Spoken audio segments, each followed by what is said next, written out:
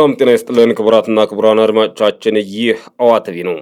ተረጂነትን ለመቀነስና የምግብ ዋስትናን ለማረጋገጥ በወረዳው በተለያዩ ቦታዎች 169 ሄክታር የእርሻ ማሳ በህብረተሰብ ተሳትፎ እየለማ መሆኑ ተገለጸ። በምስራቅ ጎጃም ዞን በአወል ወረዳ በዱቄና በወጅል ቀበሌ በገበሬ ማሰልጠኛ ቦታዎችንና የትምህርት ቤት ማሳዎችን በመለየት በማህበረሰብ ተሳትፎ በዘር የመሸፈን ስራ እየተከናወነ ይገኛል። በዱቄና በወጅል ቀበሌ በልማት ስራው ሲሳተፉ ያገኘናቸው አርሶ አደሮችም ሁሉም ማህበረሰብ በነቂስ በመውጣት የገበሬ ማሰልጠኛ ቦታዎችንና የትምህርት ቤት ማሳዎችን በዘር የመሸፈን ስራው መሰራቱንም ገልጸው ቀጣይም በዘር የተሸፈነውን ማሳ በህብረት በመስራት ለታለመለት ዓላማ እንዲውል ለማድረግ ኃላፊነት ወስደን እንሰራለን ሲሉ አርሶ አደሮቹ ገልጸዋል። ያው ካሳሁን እባላለሁ። በዱቄ ቀበሌ ነዋሪዎች ነኝ። ያው አርሶ አደር ገበሬ ነኝ። ያው እንግዲህ ልማቱን እያለማን ስለሆነ ወንዶች በጥማያችን ይዘን እርሻ ወጥተናል። ሴቶች ደግሞ ተመሳሳዩን ጉልጓሎ እየጎለጎሉ እንገኛለን እና ልማታችንን እያለማን ስለሆነ በቃ ጠቃሚ እንደሆነ ብለን ተስፋ አድርገናል። በምርጥ ስራ መዳበሪያ በቃ በሰፊውና ደስ የሚል ሁኔታ ስለሆነ በጣም ገበሬዎች ደስ ብሎን ስራችንን እየሰራን በመገኘት ያው እየቀጠልን ነው። ያው በአካባቢያችን ተሰባስበን በመዝራት በሰፊው ትልቅ ልማት እያለማ እንደሆነ እንገኛለን። በቃ በጣም ጭንቅላት ይረካል። ደስ ብሎት ተልቤ ነው የምሰራው ማለት ነው። ምክንያቱም የስምምነት እንደሆነ ይሄን ደስ ይለኛል። በቃ ለአረሙ ዝግጅቶች እያዘጋጀን ነው አሁን ማለት ነው የምንገኘው። ለወደፊት አረሙንም እንደዛው በተጨማሪ በቃ ሰብሳችን ባለው ነገር እናስብበታለን አሁን ጀምረን። ስሜ ብርቱካን ታምር እባላለሁ። የምገኘው በዱቄ ቀበሌ ነው። ይህ እንግዲህ የምትመለከቱት ልማትን አስመልክቶ ነው። በቀበሌው ውስጥ 4 ጎጦች ይገኛሉ እና ይሄ የኛ እድር ባረበብ የሚባለው ጎጥ ወጥቶ ነው እየሰራን የምንገኘው። እኛ ሴቶች በጉልጓሎ ላይ ነው ተሰማርተን የምንገኘው። ወንዶች ደግሞ ጥማድ ያለው ጥማዱን ይዞ ወጥቶ በእርሻ ላይና በዘር ላይ ነው እየተገኘ ያለው። እኔ ይሄን ልማት በመስራቴ ደስተኛ ነኝ። ልማት ከሌለ ምንም ነገር የለም። ልማት አስፈላጊ ነው። ዋላያሪው በዱቄ ገበሌ ህብረት ስራ መቼም ባለበት በጥሩ ወኔና በጥሩ መንቀሳቀስ ልማታችንን ተጧቱ በ4 ሰዓት ህዝብ ወጥቷ እንደዚህ የስራው ቆንጆና ማራኪ በሆነ ነገር ስራችን እያከርን ነው። ጥቅሙ ይሄ ህብረተሰቡን የሚዳስስ አርሶ አደሩን የሚያጎለምስ የሌላውን ህሊና ንቃት የሚያዳብር ነው። ይህ ሰርቶ ማሳያ ነው ራሱ። ትንሽ ማዳበሪያውን ከፍ ቢልብን ተሙሉ በከፊሉ መቼም አርሶ አደሩ በቅልጥፍና ስራውን እያካሄደ እየሸፈነ ይገኛል። እየሰራ ዛሬውንም ሩጫ ላይ የተወሰነች ወቅት ታለፈች የማትገኝ ስለሆነ ጉብሉም መዋቂውም ሴት ወንዱ እየወጣ ኃይሉን ጉልበቱን በአንድ ላይ አድርጎ እያመረተ ይገኛል። አረንጓዴ ለማልበስ እየተራወጠ ይገኛል። የዱቄ ቀበሌ ዋና አስተዳዳሪ አቶ ሞስዬ ታግሌ በበኩላቸው በቀበሌው በምግብ ራስን የመቻል ተልዕኮው በአግባቡ ለመወጣት የገበሬ ማሰልጠኛ ቦታዎችንና የትምህርት ቤት ማሳዎችን እንዲሁም ከዚህ በፊት ያልታረሱ መሬቶችን በዱቄ ቀበሌ 10 ሄክታር የማህበረሰብ ተሳትፎ ተሰርቷል በማለት ገልጸዋል። ስሜ ሞስዬ ታግሌ ይባላለሁ።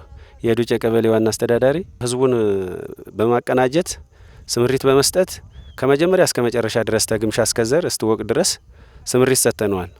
በመጀመሪያ ላይም የትምህርት ቤት ስንዴ ተገምሶ እስከሚዘራ ድረስ በህዝብ ተሳትፎ በደስተኛነት አስተባብሮና አቀናይቶ በመምራት የዘራው የሴት አባል በሴት አባል የሻይ ክበቦች በበጎ አድራጎት በንቂስ ወጥተው እንግዲህ ተቀኑ 2 ሰዓት ላይ 3 ሰዓት አካባቢ ላይ ጨርሰዋል። በጥማድ ቢያንስ 120 ጥማድ ይሆናል። የጎልጎው ደግሞ ቢያንስ ወደ 150 እና 160 አካባቢ ነው። በንቅናቄ ሁሉም ደስተኛ ሆኖ ህብረተሰቡ ተነሳስቷል። አንድም በቀበሌያችን ምድር ላይ ዝም ብሎ የሚከርም መሬት አይኖርም በማለት ሁሉም በተነሳሽነት ያው በጎ አድራጎት እንትን እያሰበ እንተሳሰብ እንተዛዘን እያለ ወደ ቅን እየሄደን ያለ የዱቄ ቀበሌ ህዝብ በሙሉ ማለት ነው። ቀጣይነቱ በስምሪቱ ባለው በአደረጃጀት ዘርፉ በቃ ሁሉም አይደለም ለስራ ለስብሰባም ቢሆን አደረጃጀት አለው። ሁሉም በአደረጃጀት ነው የሚመጣ። ይኸው ከአረም እስተ አረሙንም በእንቅስቃሴ ነው። አረም በመርጨት የተረፈውን በመንቀል ሲቀጥል ደግሞ እርሻ ማነው አጨደውን ወቁንም በተመሳሳይ በቅንነት ነው በቃ እንደራሱ አዝመራ አድርጎ ማለት ነው። ስለዚህ መሆን ካለበት እኛም ደስ ብሎናል። ይሄንን ያድርገን። የአበል ወረዳ የግብርና ጽሕፈት ቤት ኃላፊ አቶ ተዋበ ወንድሜነህ በበኩላቸው 2018 ለ2019 የምርት ዘመን ከ46000 ሄክታር በላይ ማሳ በሰብል ለመሸፈን አቅደው ወደ ስራ መግባታቸውን ገልጸው ተረጂነትን በመቀነስና በራስ አቅምም የምግብ ዋስትናን ለማረጋገጥ በግብርናው ዘርፍ ከፍተኛ ምርትን ለማምረት የትምህርት ቤት፣ የግብርና ማሰልጠኛ ተቋማትና ሌሎች ሳይታረሱ የከረሙ መሬቶችንም በመለየት ወደ ተግባር መግባቱን ገልጸዋል። በወረዳችን እቅድ ስናዘጋጅ ከ46000 ሄክታር መሬት በላይ አርሰን በዘር እንሸፍናለን ብለን ነው አቅደን የተነሳን። ከዚህ ጎን ለጎን ለአርሶ አደራችን የግብዓት አቅርቦት፣ የማዳበሪያ አቅርቦት፣ የምርጥ ዘር እንዲሁም የተለያዩ ዘሮችን በአማራጭ እንዲጠቀም በማድረግ እቅዳችን ውስጥ አካተን ስራ እየሰራን ያለንበት ሁኔታ አለ። እንግዲህ ይህንን ያክል ሄክታር መሬት ስንሸፍን አሁን ደግሞ ለኛ ወረዳ መለያ የሆነውን ከ28000 ሄክታር መሬት በላይ የሚሆነውን በጤፍ እንሸፍናለን ብለን ያሰብ። ስለዚህ በጤፍ ስንሸፍን በሰፋፊ ክላስተር በማደራጀት በ5 ቀበሌዎች ነው ስራ እየተሰራ ያለ። አሁን ዛሬ የምንገኝበት ቀበሌ ዱቄ ቀበሌ ነው። አንዱ ክላስተር የሚሰራበት እዚህ አካባቢ ነው ማለት ነው። ዛሬ እንደምታዩት የአንድ ቀን ዘርን መሰረት አድርጎ በርካታው አርሶ አደር ወጥቶ በተመሳሳይ ቀን እያረሰ እየዘራ ያለበት ሁኔታ ነው ያለ። በዘር አብዛኛውን መሬት ለመሸፈን ዛሬ ላይ የቀበሌው ማህበረሰብ ወጥቶ በነቂስ እየሰራ ያለበት ሁኔታ ነው ያለው። በክላስተር አዘራሩ ወይም በአንድ ቀን ዘር በሚሸፈነው ጎን ለጎን ደግሞ ከጎን እየተሰራ ያለ የቀበሌው ማህበረሰብ በሌሊት ወጥቶ የመንግስት ተቋማትን በተለይ ደግሞ የገበሬ ማሰልጠኛና የትምህርት ተቋማትን መሬት በምግብ ራስን ለመቻል ከመንግስት ጋራ በመቀናጀት ነው ስራ እየሰራ ያለ። ዛሬ በጠዋቱ የዱቄ የገበሬ ማሰልጠኛ ተቋም ላይ እንዳያችሁት በጤፍ ዘር ላይ ነው ሰው እየተሳተፈ ያለ። ሴት ወንድ ሳይል በነቂስ ወጥቶ ስራ እየሰራ ያለበት ሁኔታ ነው ያለ። ይሄ ግማሹ መሬት በመንግስት ደረጃ ተከዝኖ የሚቀመጥና መጠባበቂያ ያህል የሚያዝ ነው። በዚህ አመት አሁን በምግብ ራስን መቻል ይኖራናል ብለን ነው የምናስብ። በዚህ ሳምንት ከወቅቱ የአየር ንብረት ጋር ተዛማጅ በማድረግ የዘር ጊዜያችንን ፈጠን ብለን በመዝራት ነሐሴ 11 ድረስ የሚጓተተውን እስከ ነሐሴ 4 ለማጠናቀቅ ወረዳው ስራ እየሰራ ያለበት ሁኔታ ነው ያለው። የአበል ወረዳ ብልጽግና ፓርቲ ቅርንጫፍ ጽሕፈት ቤት የፖለቲካና የርዕዮተ ዓለም አቅም ግንባታ ዘርፍ ኃላፊም አቶ ሽብሮ ማህሪ ከተረጅነት ወደ ምርታማነት በመሸጋገር በራስ አቅምን በምግብ ራስን ለመቻል እየተሰራ መሆኑን ገልጸው ተረጅነት ግለሰብን፣ ቤተሰብን አልፎም ሀገርን የሚጎዳ በመሆኑ በምግብ ራስን ለመቻል በወረዳው ከ169 ሄክታር በላይ ማሳ በተለያዩ ሰብሎች ለመሸፈን አቅደው 19 ሄክታር ማሳ በመለየት ዘገባው እስከተጠናከረበት ጊዜ ድረስ በሰብል የተሸፈነ መሆኑን ገልጸውልናል። አመሰግናለሁ። ሽብሩ ማህሪ ይባላለሁ። የአበል ወረዳ ብልጽግና ፓርቲ ቅርንጫፍ ጽሕፈት ቤት የፖለቲካና አቅም ግንባታ ዘርፍ ኃላፊ ነኝ።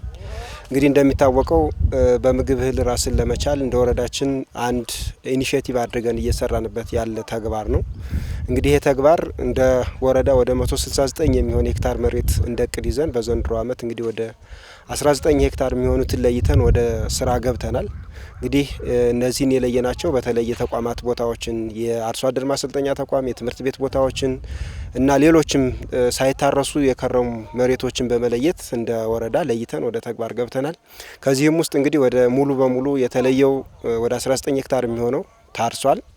እንግዲህ በዘር የተሸፈነው ደግሞ እስካሁን ድረስ ወደ 15 ሄክታር አካባቢ የሚሆነው የዛሬውን ጨምሮ በዘር እየተሸፈነ ያለ ማለት ነው። ወደ 7.5 በስንዴ ተሸፍኗል።